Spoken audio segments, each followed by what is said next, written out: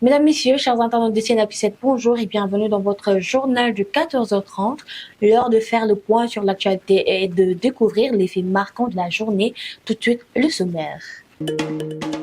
Opération d'hygiène à Popenguine, la saisie de 4 tonnes de produits non conformes. Le président Bassirou Diomaye Faye qui réinvente son protocole en ce qui concerne le cumul de fonctions mais aussi de la mobilisation à l'aéroport en toute sobriété. Affaire de Cheikh Yérim Seck et l'ex-capitaine Touré, la maison d'édition Harmattan et le journaliste Cheikh Yérim Seck condamnés en première instance. Demande d'intégration à l'IFAN, le professeur Ismaël Madior Fall apporte quelques clarifications. Billets noirs saisis de plus de 3 milliards de francs CFA par la douane à Sénova. Accaparement du foncier à Thiès, le maire de Thiès, Dr Babacar Diop, se dédouane. Opération d'hygiène à Popenguine, la brigade d'hygiène de Popenguine a saisi 4 tonnes de produits impropres à la consommation, dont des produits alcoolisés et périmés d'une valeur de 2,7 milliards de francs CFA. Cette opération a été menée en prévision du pèlerinage marial prévu le 18, 19 et 20 mai prochain.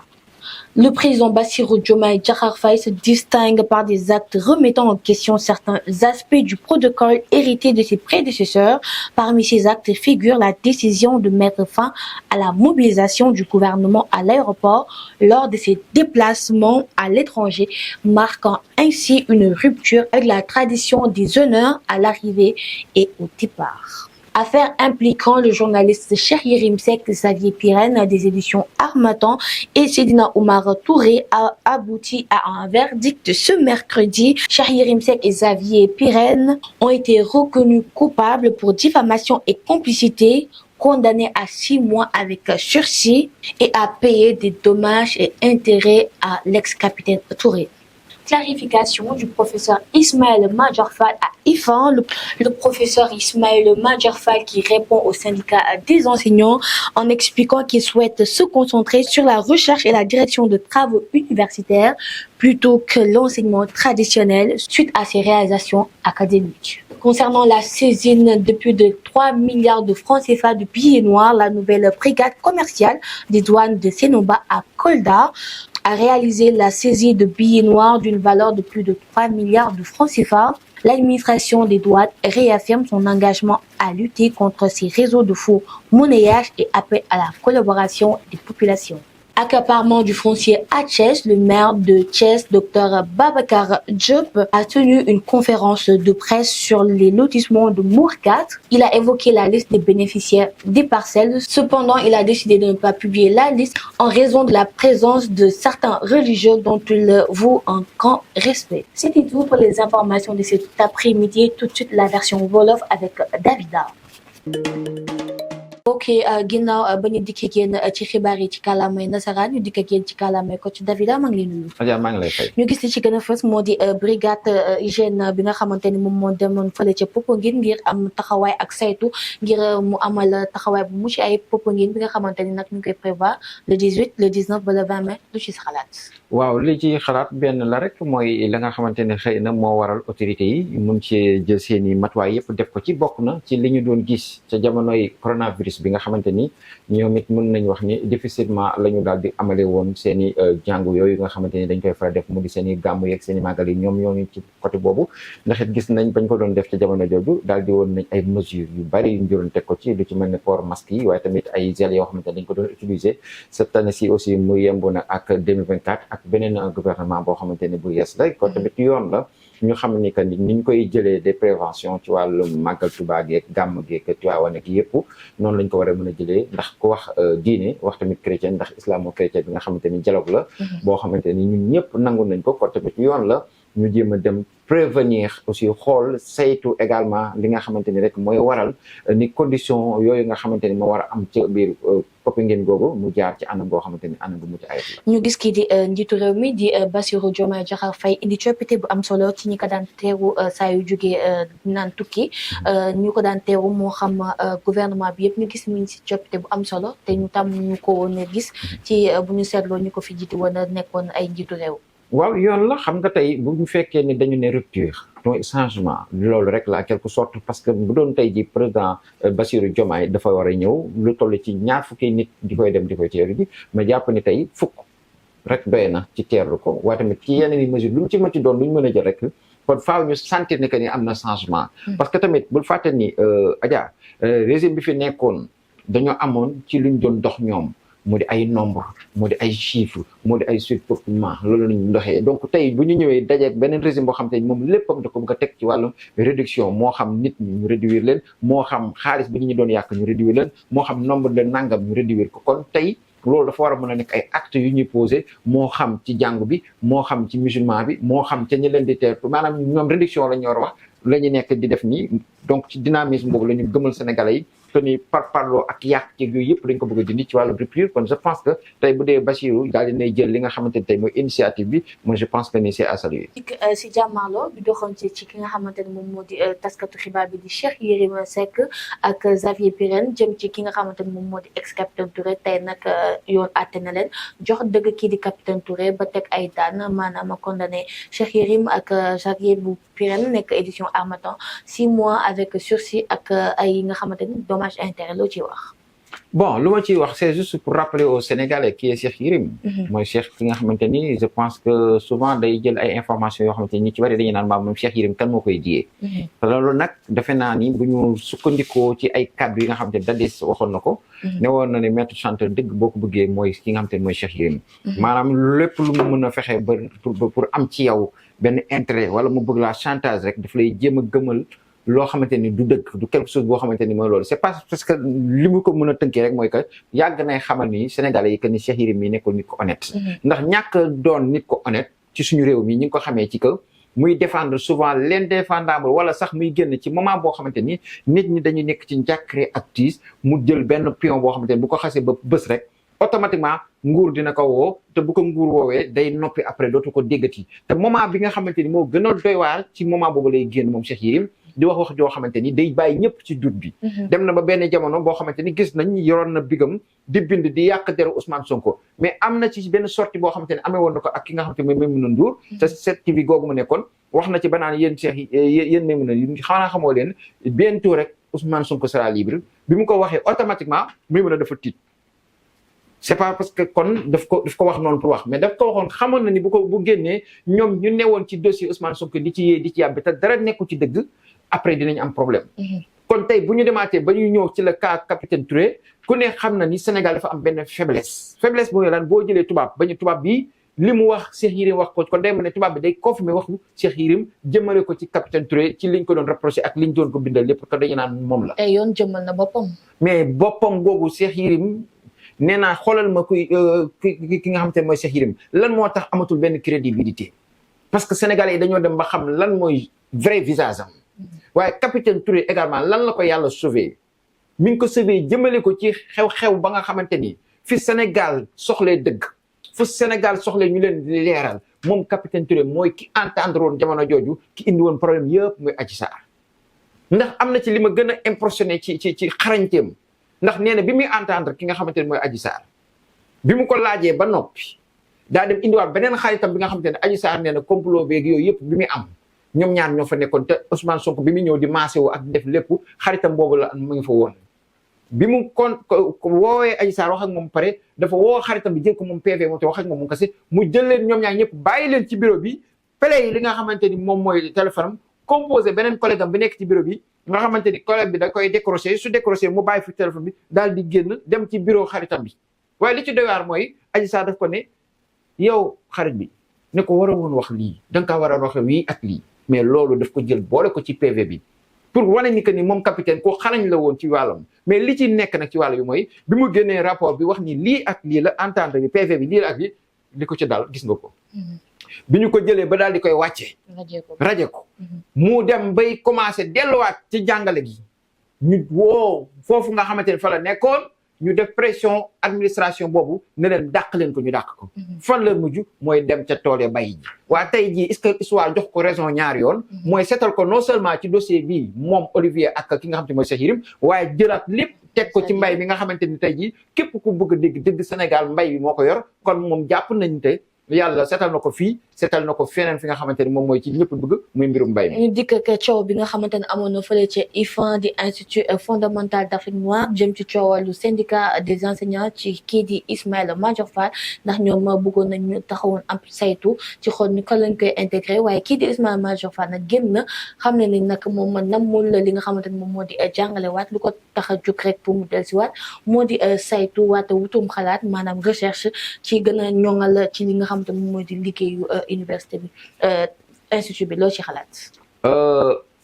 dafa am lu nit ñi di faral rek di wax. ku wàcc sa ànd boo dem fekk fa boobu. da ngaa jógee ci professeur dem ci ministre. fee da nga doon jàngale yoon. waaye da ngaa soppi sa yoon bi nga doon yoonal. doon tëyër boo xamante ni yow yaay dagg. di daggal koo xamante ni bi muy toog ca njëlbéen ba muy président Macky Sall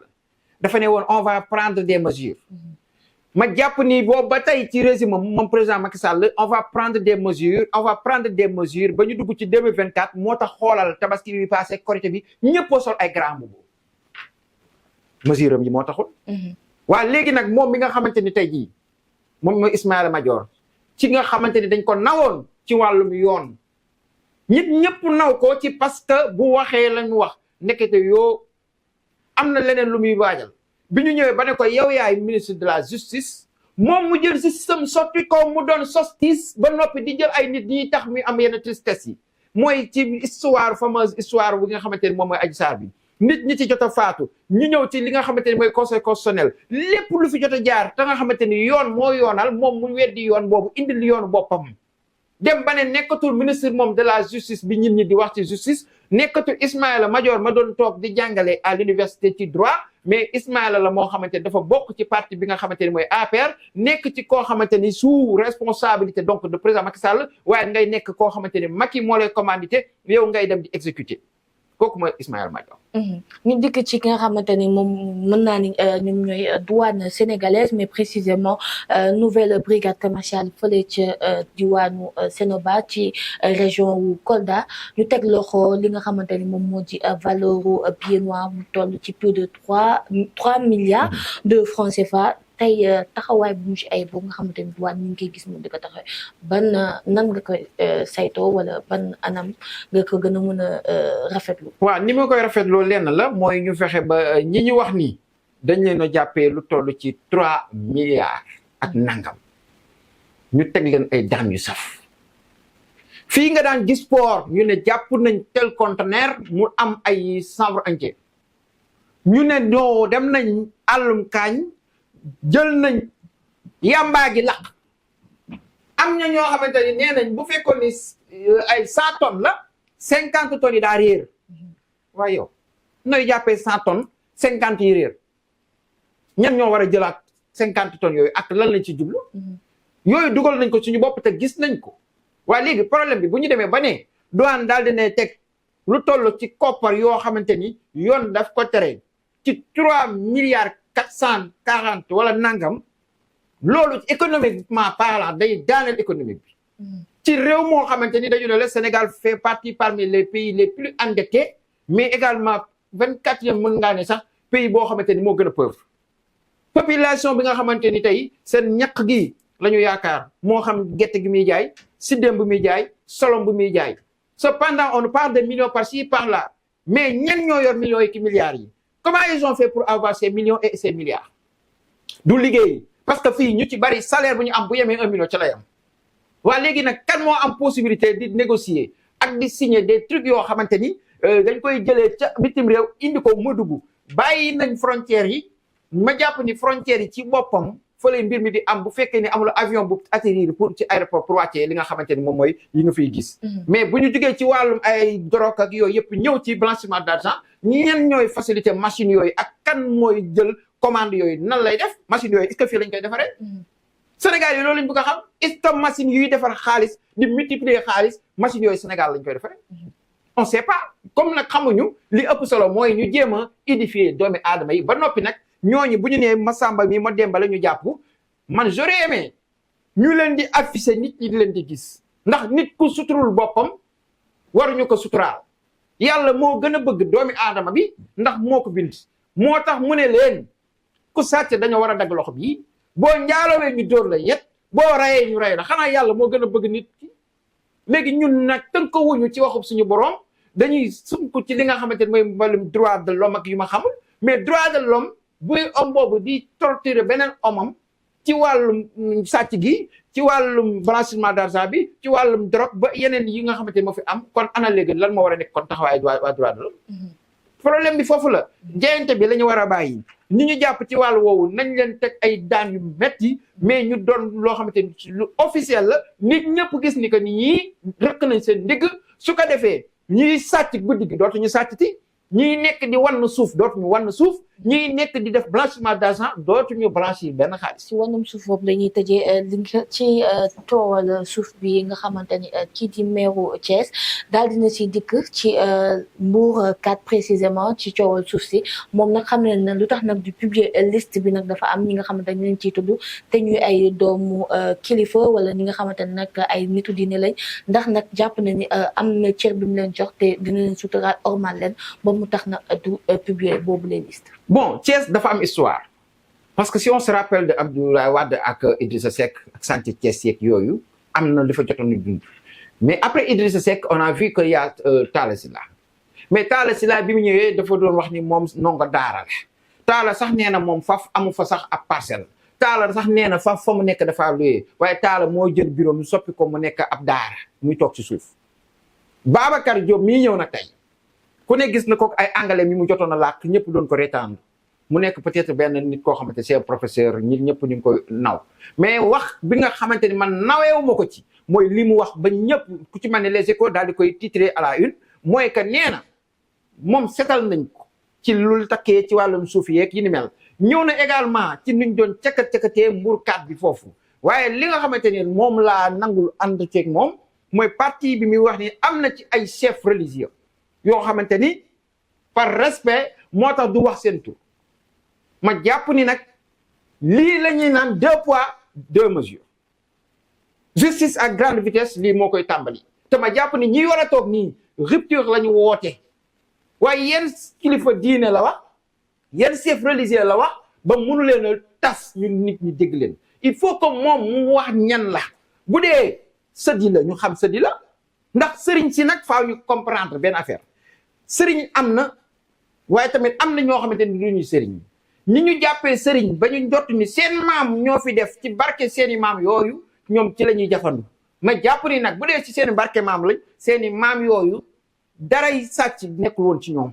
kon yan sëriñ wala chef religieux la wax ni da cee nekk ba du leen laale muy liy nit ñi di posé wu la question ndax jàpp naa ni muy koo xamante ni comme président Macky Sall waxee woon ca njëlbeenam mooy que tous ces sëriñ yi ngay gis yëpp c'est des simples citoyens te ba mu koy wax waxul woon déjà xalif yi mais dafa waxoon ñiy woote seen bopp ni ay doomu soxna lañu lan mooy doomu soxna boo dee doomu soxna nga sa baay am lu mu fi def mbaa sa yaay mbaa sa maam yow da ngaa war a tegu ci yoon bu baax mais suuf soo xamante ne leer na la du sa suufu maam du suuf kudul suufu askan wi la njëriñ bi nga xamante ne ndayam ak baayam dañ ko bàyyi ak suuf si xale yi nekk ci réew mi war a fajoo ci suuf si defaru ci suuf si màggee ci suuf si jariñoo ci suuf si ngeen jël lépp toog ci te munoo xam suuf soos boobu ba tey ana lan la mën a jariñ su fekkoon ni da ngay sàcc suuf si lekk suuf si ñu ne sa biir bi nu mu réyee suuf si moo tax waaye da ngay jël suuf si doo ko jox mu lekk jël suuf si exposé ko je pense bel et bien que bu dee dans un pays normal la ñu nekk que ça soit ñooñu ñuy wax noonu moom mu bañ ko publier dañ leen war a topp ko defee ñu jël askan bi moom ñu delloo ko askan bi su ko defee la vie continue. di la bàyyi nga tàggatoo ak mbokk internet ci ñu doon seetaan. jëlee jaajëfal di jaajëfal ñi ñu doon topp di leen jox dig daje suba ak jàmm. moo gënoon a nekk li gën a fës ci li leen indiloon ci xibaaru yéen kaay di leen jox dig daje ëllëg ak yeneen xibaar.